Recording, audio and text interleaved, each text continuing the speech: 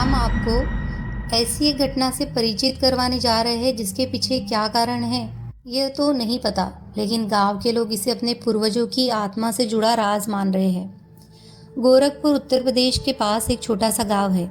इस गांव की लगभग 5 एकड़ जमीन पूरी तरह खाली पड़ी है, लेकिन उल्लेखनीय बात यह है कि यह जमीन पिछले कई दशकों से खाली पड़ी है, क्योंकि यहाँ जो पेड़ थे वह भी या तो गिर गए या फिर कटवा दिए गए। इस जमीन पर कहा जाता है दो बड़ी बड़ी हांडियां घूमती रहती है। दो हांडियां जिनका मुंह एक दूसरे से जुड़ा हुआ है और वह इस जुड़े हुए मुंह के साथ पूरी जमीन का चक्कर लगाती है। जो भी उन हांडियों को पकड़ने की कोशिश करता है उसे असफलता ही हाथ लगती है। वह किसी के हाथ नहीं आती और कहाँ छिप जाती है ये कोई नहीं जानता। अब आप सोच रहे होंगे कि यह कहानी मनगढ़ंत है या तो इसके पीछे कोई गहरा राज है। जी हाँ, इन हांडियों के वहाँ विचरण करने के पीछे एक गहरा राज है और गांव वालों के अनुसार वह राज है धन दौलत। गांव वालों का कहना है कि एक विशिष्ट परिवार के छिपे हुए खजाने की रक्षा करने के लिए ही यह हांडिया उस जमीन पर घूमती है। ऐसी मान्यता है कि अगर कोई वस्तु एक लंबे समय तक जमीन में गड़ी रहती है तो उसमें जान आ जाती है। ऐसा ही कुछ हुआ इन हांडियों के साथ। पहले के ज़माने में जब ना तो बैंक हुआ करते थे और ना ही कोई लॉकर, तो परिवार के लोग अपनी धन दौलत को ज़मीन में गाड़ देते थे। काफ़ी समय तक ज़मीन में गड़े इस खजाने की जब किसी ने खोज खबर नहीं ली तो वह खजाना जीवित उठा और उस ज़मीन पर भ्रमण करने लगा। अब आप यह सोच रहे होंगे कि इतना बड़ा खजाना होने के बावजूद क्या किसी ने उन हांडियों को पकड़ने की कोशिश नहीं की? तो इस सवाल का जवाब हम आपको देते हैं कि कोशिश तो की, लेकिन वह हांडिया किसी के हाथ आने के लिए तैयार नहीं है। कहते हैं कि इन हांडियों में उस परिवार के पूर्वजों की आत्मा है और वह जिसे अपने उत्तराधिकारी के रूप में स्वीकार करेंगे उसे ही वह खजाना सौंपेंगे। और अगर किसी ने जबरन उन हांडियों को पकड़ने की कोशिश की तो इससे जान का खतरा भी हो सकता है। अभी तक उस परिवार की सभी पीढ़ियां इस खजाने को पाने के लिए हांडियों को काबू में करने की कोशिश कर चुकी है, लेकिन किसी को भी सफलता नहीं हुई है। सिंगापुर के एक छोटे से गांव में चंगी के पास स्थित एक अस्पताल, जिसे चंगी अस्पताल के नाम से जाना जाता है, ऐसा ही एक स्थान है जहां भूतों प्रेतों का वास है। इस अस्पताल में जितने भी लोगों की जाने गई, आज वो एक आत्मा बन के यहाँ आने वाले हर इंसान को अपने पास ना आने की चेतावनी के तौर पर उन्हें डराती है। अस्पताल से कब्रगाह बने चंगी अस्पताल का इतिहास: अस्पताल का निर्माण वर्ष 1930 में सैनिकों के इलाज के उद्देश्य से करवाया गया था। उस समय यह मिलिट्री अस्पताल हुआ करता था और द्वितीय विश्व युद्ध के बाद इस पर जापान का कब्जा हो गया था। उस समय हजारों की संख्या में जापान के घायल सैनिक इस अस्पताल में लाए गए थे, लेकिन उस समय मेडिकल सुविधाएं कुछ खास उपलब्ध नहीं होती थी। इसीलिए जितने सैनिक यहाँ भर्ती हुए थे उनमें से ज़्यादातर की मौत हो गई थी। अस्पताल में हो रही इन्हीं मौतों के कारण एक भयानक बीमारी ने अस्पताल के सभी लोगों को अपनी चपेट में ले लिया था। इस बीमारी की चपेट में आने के बाद कई नर्सों और चिकित्सकों की मौत हो गई थी और कहते हैं आज उन्हीं की आत्माएं इस अस्पताल में भटकती रहती है और स्थानीय लोगों के अनुसार ये जगह मनहूस है और मृत आत्माओं की ताकतों को यहाँ बहुत आसानी से महसूस किया जा सकता है। अस्पताल में एक नर्स के साये को अक्सर देखा जाता है। कहते हैं एक जवान का इलाज करते समय उस नर्स से कुछ गलती हो गई थी, जिसकी वजह से जवान के परिजनों ने उस लड़की को खूब पीटा और उस समय वो नर्स गर्भवती थी तथा बुरी तरह जख्मी हो जाने के कारण वो नर्स वही तड़प तड़प कर मर गई और वह उसी गर्भवती अवस्था में अस्पताल के चक्कर काटती है और रात के समय हर आने जाने वाले को दिखाई देती है। कहते हैं इस अस्पताल के चारों ओर रूहों का जाल बिछा है। यह जाल इतना मजबूत है कि इसे पार कर पाना वाकई मुश्किल है। चौकीदार से लेकर स्टाफ तक वहाँ हर आत्माएं अपना वही पुराना रोल निभा रही है जो वह जिंदा होने पर निभाते थे। वह अमेरिका की पहली ऐसी औरत थी जिसकी मौत टाइफाइड की वजह से हुई थी, लेकिन वहाँ के लोगों को लगता है कि वो मरी नहीं, बल्कि आज भी रूह बनकर उसी अस्पताल में भटकती है जहाँ कभी उसकी मौत हुई थी। यही वजह है कि उसकी मौत के बाद भी लोग उसे पहचानते हैं और अमेरिका की रहने वाली मैरी मेलन को लोग टाइफाइड मैरी के नाम से बेहतर जानते हैं। मेरी को टाइफाइड से ग्रसित होने के बाद एक आइलैंड पर स्थित अस्पताल में भेज दिया गया था, जहां उसकी मृत्यु हो गई थी। आइलैंड पर आने वाले लोगों का कहना है कि यह स्थान श्रापित है। उन्हें यहाँ से लोगों के चीखने और दर्द से चिल्लाने की आवाज़ें आती है, लेकिन इस स्थान पर एक परिंदा तक पर मारने की हिम्मत नहीं करता। उल्लेखनीय है कि टाइफाइड जैसी घातक बीमारी को वर्ष 1906 में पहचान मिलने लगी थी और वर्ष 1907 में जब स्थानीय स्वास्थ्य कर्मचारी अपने रूटीन शेड्यूल के तहत घर घर जाकर लोगों के स्वास्थ्य की जांच करने गए तो उन्होंने मैरी को पहली नज़र में तो फिट ही पाया, लेकिन किसी को यह समझ नहीं आया कि मैरी के शरीर में टाइफाइड घर कर चुका है। और जबकि टाइफाइड संक्रमण से फैलने वाली बीमारी है, तो मैरी से होते हुए यह बीमारी उसकी बेटी और जिस घर में मैरी रसोइये के तौर पर काम करती थी, उस घर की मालकिन को भी इस बीमारी ने अपनी चपेट में ले लिया। इसी तरह जिस घर में मैरी काम करती थी, उस घर में रहने वाले 11 लोगों में से 6 को टाइफाइड हो गया और मैरी का शरीर पूरी तरह संक्रमित हो चुका था। इसीलिए मैरी को एक अकेले नॉर्थ ब्रदर आइलैंड पर भेज दिया गया। वहाँ उसे एक ऐसे अस्पताल में रखा गया जहाँ किसी भी तरह की कोई सुविधा उपलब्ध नहीं थी और अकेलेपन और सुविधाओं के अभाव में तरस कर मैरी ने दम तोड़ दिया। आप यकीन नहीं करेंगे, लेकिन मैरी की वजह से और 51 लोग भी टाइफाइड की चपेट में आ गए थे। इस अस्पताल में कई लोगों की मौतें हुई और सभी की वजह टाइफाइड बीमारी थी। वर्ष 1963 में इस अस्पताल को सिर्फ इसीलिए बंद कर दिया गया क्योंकि लोगों को यह स्थान एक भूतहा स्थान लगने लगा था।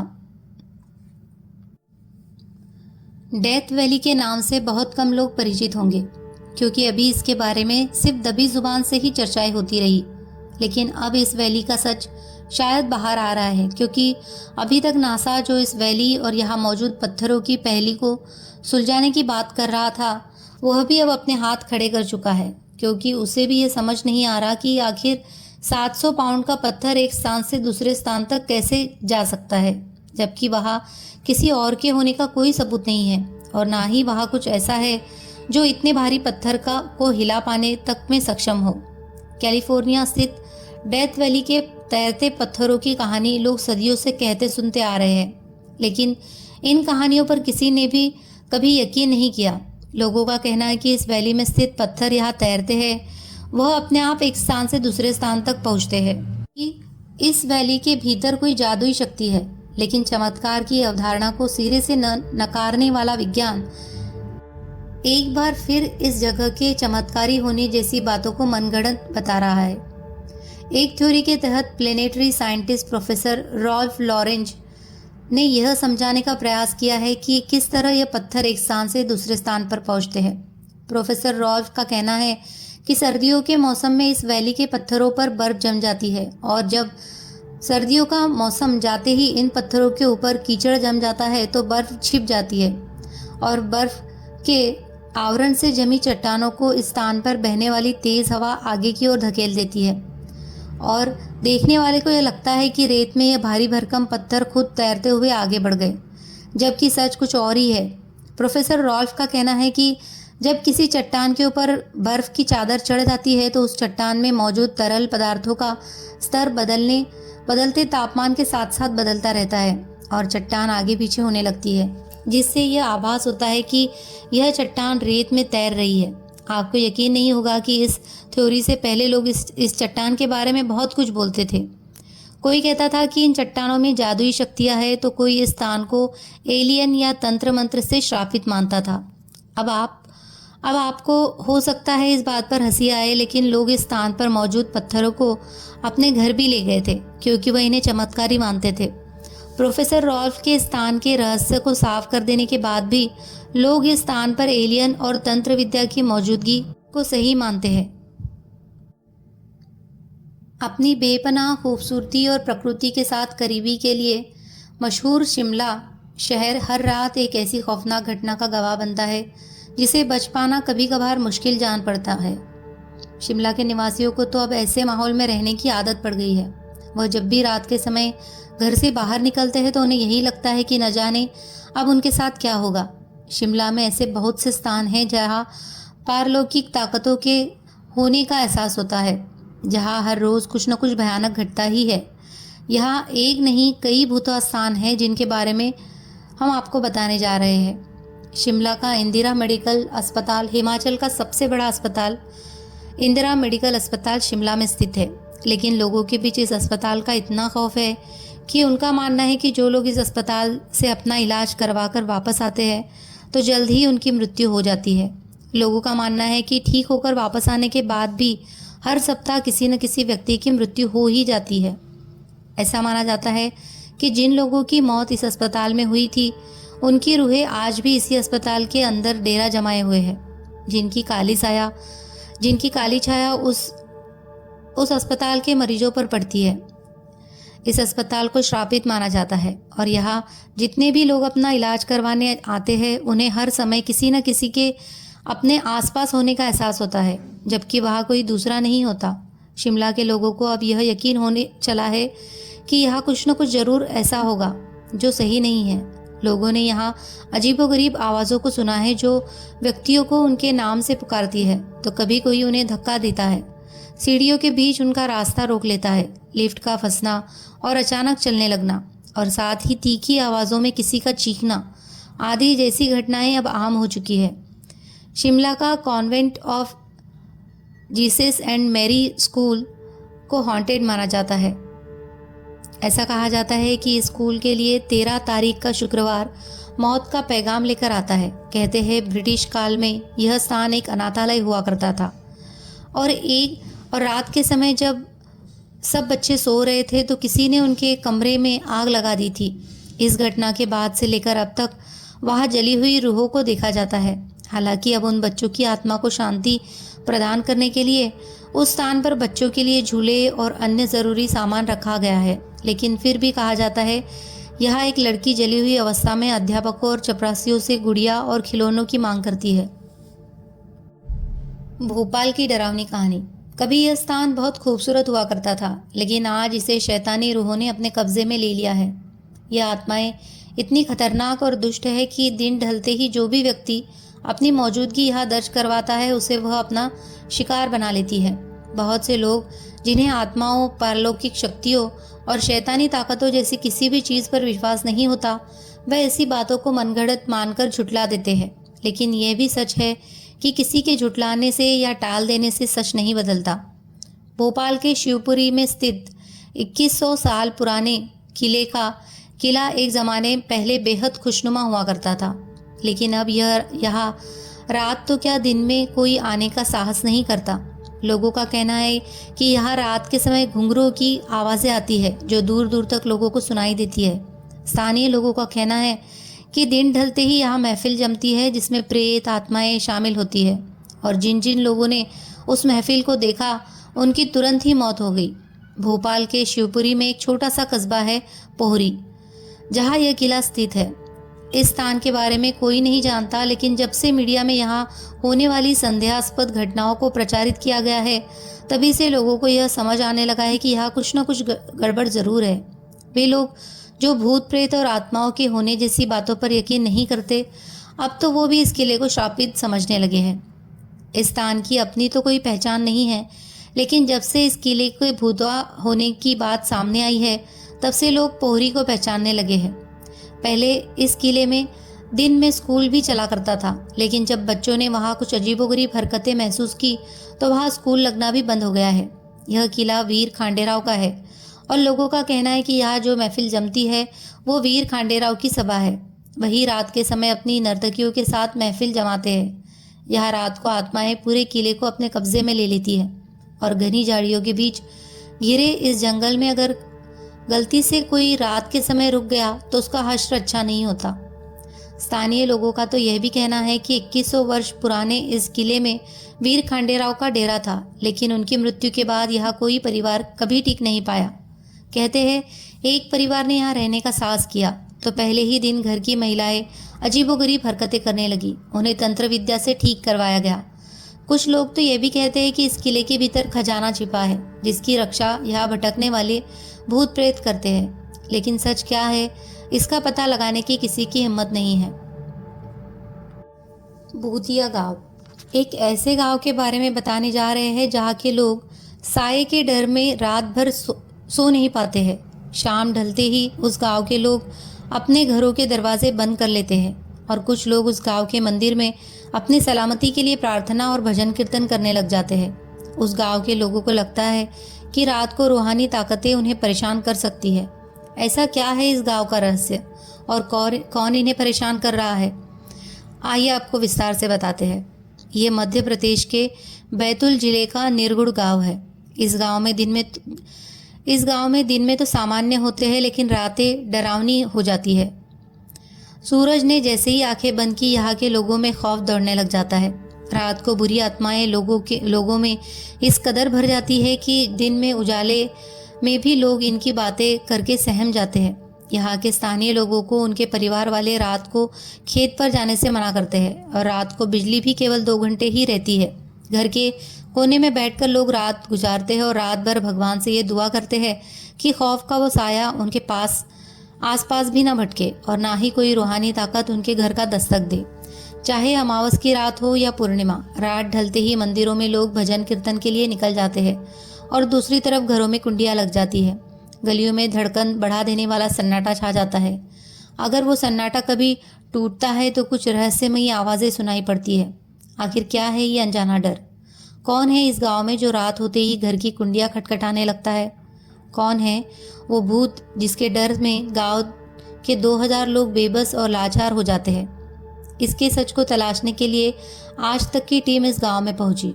इस टीम में इंडियन पैरानॉर्मल सोसाइटी के गौरव तिवारी और उनके 2 साथी भी थे। उन्होंने रात भर उस गांव की पड़ताल की। इसके लिए उन्होंने अपने पास गैजेट से उनके बारे में पता लगाने की कोशिश की और उन्हें पता चला कि ईएमएफ रीडर की रीडिंग बहुत ज़्यादा थी।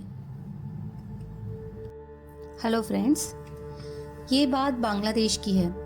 शाह आलम जो बांग्लादेश में रहते हैं, उन्होंने ये रियल घोस्ट स्टोरी बताई है। शाह आलम के एक चाचा थे जो कब्रिस्तान में रखवाली का काम करते थे। वो कब्रिस्तान में रखवाली करने के साथ साथ वहाँ पर कब्र भी खुदा करते थे। एक दिन शाह आलम के चाचा ने रात के समय शाह आलम के घर का दरवाज़ा खटखटाया। शाह आलम ने दरवाज़ा खोला तो देखा उनके चाचा बहुत डरे हुए थे और काँप रहे थे। शाह आलम ने जब डरने का कारण पूछा तो उन्होंने सारी बात सुबह बताने की बात कही और कंबल लेकर सो गए। सुबह होने पर उन्होंने बताया कि पिछली शाम को जब वह कब्रिस्तान में कब्र खोद रहे थे तो पास की कब्र के ज़मीन के नीचे से बड़ी ही अजीब आवाज़ आने लगी, जैसे कोई कुछ खा रहा हो, और कुछ समय बाद उस जगह की मिट्टी अपने आप ही ज़मीन में धंसने लगी। ये देखकर वो बहुत डर गए और पीछे हट गए। तभी उस ज़मीन में से एक अजीब सा शैतान निकला जो देखने में बहुत भयानक और इंसान के आकार से बहुत बड़ा था, जिसके बड़े बड़े दांत थे जिनमें खून लगा हुआ था। उस कब्र में उन्होंने कुछ समय पहले जो इंसान दफन किया था, अब उसकी केवल हड्डियां ही बाकी बची थी। यह देखकर चाचा को समझते देर नहीं लगी कि वह शैतान कब्र में से इंसान की लाश को खाता था।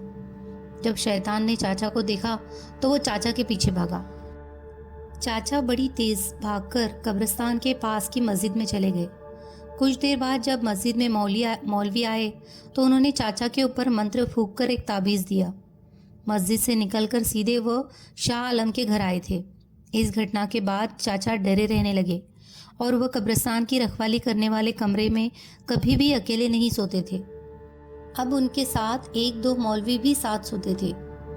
और एक रात को जब चाचा सो रहे थे तो फावड़े की आवाज़ आने लगी, जैसे कोई फावड़े से मिट्टी खोद रहा हो। फावड़ा चलाने का काम तो केवल चाचा ही करते थे, तो उन्होंने कमरे की खिड़की से बाहर कब्रिस्तान की तरफ देखा। वहाँ पर उन्हें फावड़ा अपने आप चलता दिखाई दिया और कोई भी वहाँ नहीं था। ये देखकर चाचा बहुत हैरान हुए और ज़ोर से चिल्लाए, कौन है वहाँ? तब तक कमरे में सोए 2 मौलवी भी जाग चुके थे। चाचा की आवाज़ जब उसने दिखने वाले शैतान या भूत ने सुनी तो उसने गुस्से में वो फावड़ा बड़ी तेज़ी से चाचा की तरफ फेंकी। वो फावड़ा खिड़की को तोड़ता हुआ कमरे में घुस गया। इससे सब बहुत डर गए। अब वह शैतान कमरे के दरवाजे पर ही आ गया और बड़ी ज़ोर ज़ोर से मारने लगा। कमरे में मौजूद एक एक मौलवी दरवाजे और खिड़की पर आ गए और कुछ मंत्र फूंकने लगे, लेकिन वह शैतान रात भर कमरे के बाहर ही रहा और दरवाजे पर वार करता रहा। जैसे ही सुबह हुई वह शैतान चला गया। यह सब बात उन्होंने मस्जिद के सबसे बड़े मौलवी को बताई। उस बड़े मौलवी ने कहा कि मुझे इसका इलाज पता है, आज रात मैं तुम्हारे साथ सोऊंगा। अगली रात को जब सब डरे हुए सो रहे थे, तभी आधी रात को फिर फावड़ा चलाने की आवाज़ आने लगी। अब की बार बड़े मौलवी ने कहा, मुझे इसको देखने दो। वह दरवाज़ा खोलकर मंत्र पढ़ते हुए फावड़े की तरफ चले गए। मौलवी ने उस फावड़े को बड़ी तेज़ी से हवा में घुमा दिया, जिससे बहुत ही दर्दनाक आवाज़ आई, जैसे फावड़े से किसी के सीने में वार किया हो। मौलवी ने इसके बाद इशारे से सबको वहाँ आने को कहा। उन्होंने चचा को एक बड़ा खड्डा खोदने को कहा। उन्होंने बताया कि वह शैतान जो दिखाई नहीं दे रहा, वह अब मर चुका है और फावड़ा उसके सीने में लगा है। इसके बाद उस शैतान को बड़े मौलवी के कहे अनुसार फावड़े के साथ ही दफना दिया गया। इस घटना के बाद ये बात चारों तरफ आग की तरह फैल गई और उस कब्रिस्तान को बंद कर दिया गया। ये एक सच्ची कहानी है, एक ट्रक ड्राइवर द्वारा बताई हुई। हरीश नाम का एक आदमी ट्रक ड्राइवर का काम करता था। वह एक ट्रांसपोर्ट कंपनी में सामान डिलीवरी का काम पूरे इंडिया में किया करता था। एक दिन वह सामान की डिलीवरी लेकर महाराष्ट्र में जा रहा था। वैसे तो हमेशा हरीश के साथ कोई न कोई हेल्पर डिलीवरी के समय रहता था, लेकिन उस दिन उसका हेल्पर बहुत बीमार था, इसलिए वह बिना हेल्पर के ही वह डिलीवरी करने जा रहा था, क्योंकि हरीश को उस सामान की बहुत जल्दी क्लाइंट को डिलीवरी देनी थी। रास्ते में एक शाम को वह एक ढाबे पर जाकर रुका, जहां उसने भरपेट खाना खाया और जल्दी ही वहां से निकल गया। आगे वह जिस रास्ते से जा रहा था वो पूरा सुनसान रास्ता था। अब शाम ढल चुकी थी और रात हो गई थी।